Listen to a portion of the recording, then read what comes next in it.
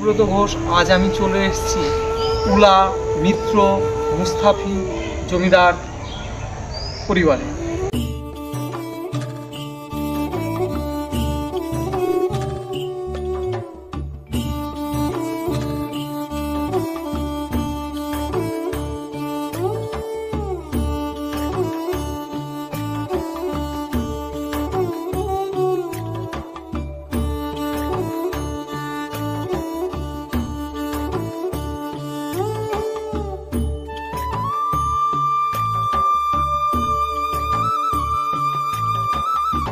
নামটা বলবেন?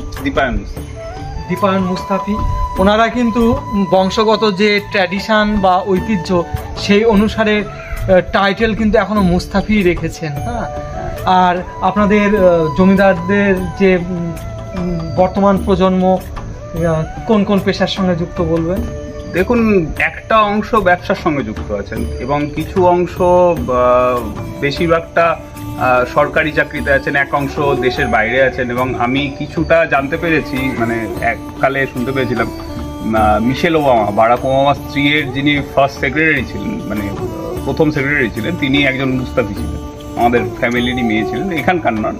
উলার থেকে ব্রাঞ্চ হয়ে যে ফ্যামিলিটা বলাগড় শ্রীপুরে রয়েছেন তাদের কেউ একজন ছিলেন, মানে তাদের অংশ হিসেবে ছিলেন।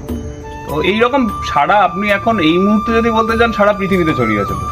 তাহলে ওনার যে বক্তব্য সেটা হচ্ছে উলা মুস্তাফি যে মিত্র মুস্তাফি জমিদারদের বর্তমান প্রজন্ম আর শুধুমাত্র নদিয়া জেলাতে সীমাবদ্ধ নয়, তারা কাজের সূত্রে কর্মের সূত্রে সারা বিশ্বব্যাপী ছড়িয়ে আছে।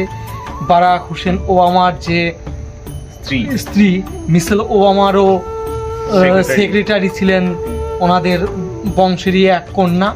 যাই হোক, আপনি এই মুহূর্তে কোন জীবিকা?